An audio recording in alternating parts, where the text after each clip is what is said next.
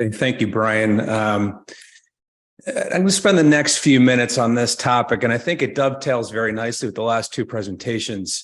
And going to challenge, I would say, some assumptions that are made on the impact of our diet on the planet, some misconceptions, but also leave you some very actionable strategies on how you can put this into practice in your own lives. And I like this image here. We've seen a lot of great images during the conference on the impact of the planet's health on our health. And this occurs in many ways. You see some of them illustrated here.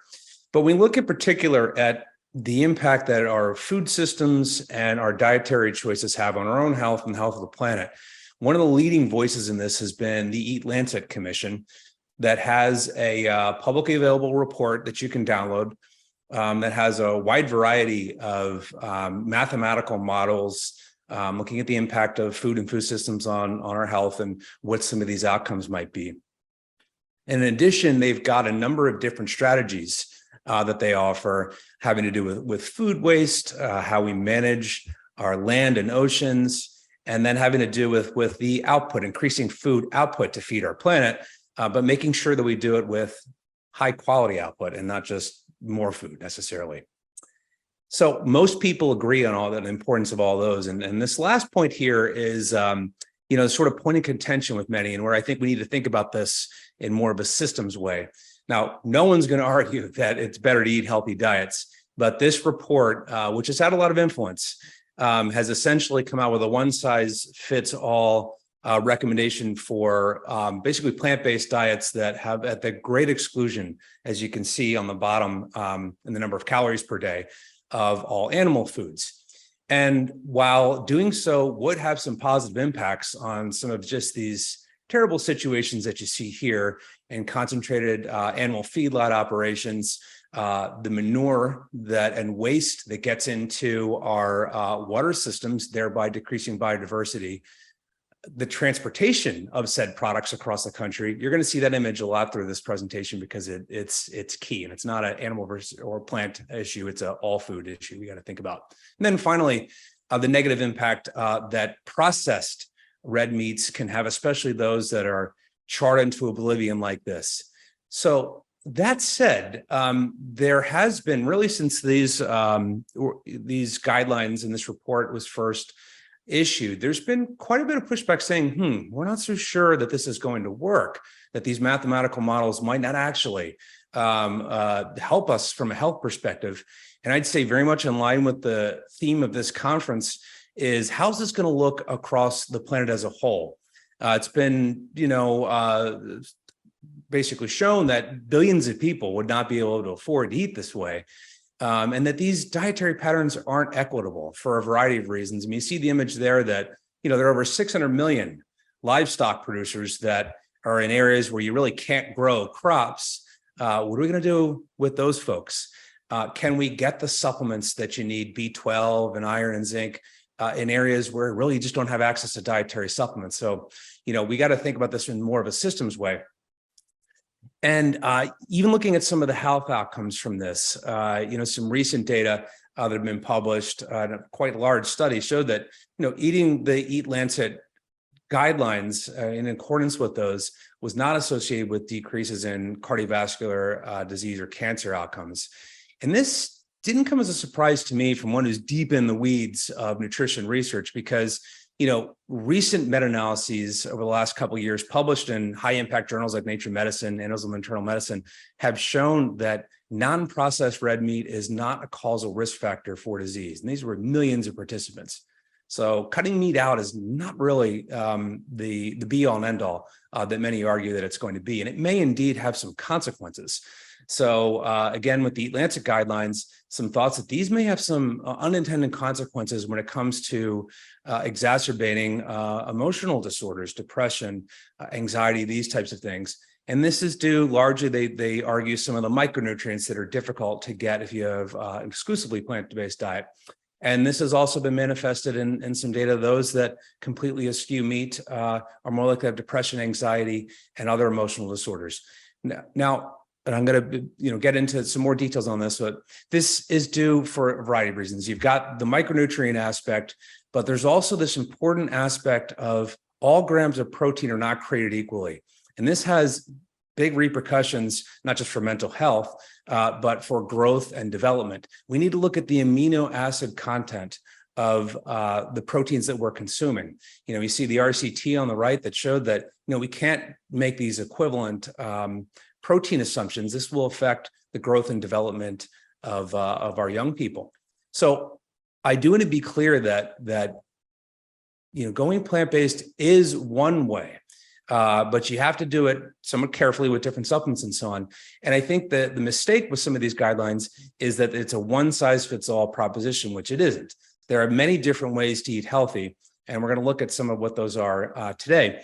But one of them isn't ultra-processed foods. In this, area of nutrition research where there's such acrimonious debates, what's the right way? There's this way for everybody, this way. No, one thing we can all agree on, which I think we need to focus on this. What do we agree on as opposed to what do we disagree on is ultra-processed foods.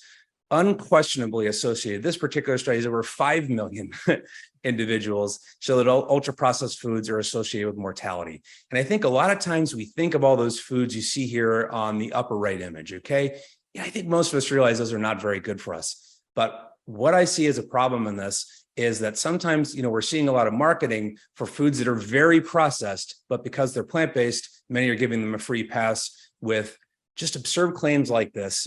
I've seen this one before that replacing one beef burger with a plant-based burger would be the equivalent of taking 12 million cars off the road. This is patently untrue, and it worries me because there's too much on the line here with the health of our planet to give into some of this type of stuff. And, there has been pushback on this, fortunately. Number of lawsuits have been filed regarding some of the protein issue that I was talking about before, some of the claims that these are synthetic free and really just, sort of nasty conditions in the plants where these are made. I don't mean to pick on Beyond Burger, Impossible Burger, which is another one of the big ones that you see a lot of fast food restaurants, is arguably worse. These are the ingredients. And, Michael Pollan, who I like, who talks really about eating real food, says that, choose foods that your great grandmother might have eaten, or at least be able to pronounce. I think a lot of these ingredients, most of us wouldn't recognize as food or be able to pronounce. And I just want to demonstrate in pictures here what it takes to make these kinds of products, which have become really popular. If we look at the soy protein that's involved in this, most of it's genetically modified. That's a whole nother topic. This involves intense pesticide application, all the energy that goes into flying those planes and to produce the pesticides.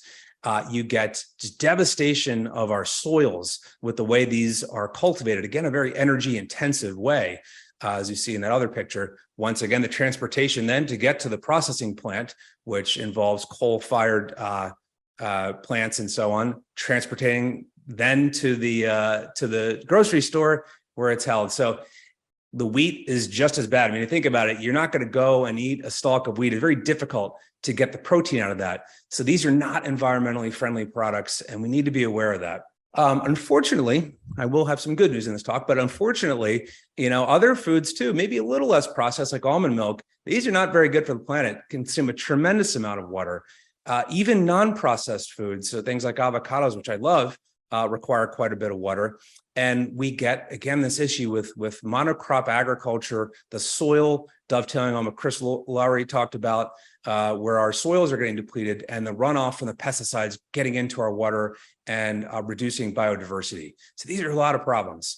So, again, I've got all respect for people that are doing a vegan diet or other types of diets with good intention, but this is not going to save our planet. We need to think about this a little bit differently. So what do we do? The first thing to do is to eat as much real food as we can, as opposed to processed food, and get it locally. So these are EPA data, and this is what I really want to drive home today. The EPA data reveal that greenhouse gas emissions, by far, the two biggest contributors to that are transportation and energy. You have to go down. It's very hard to even see on this.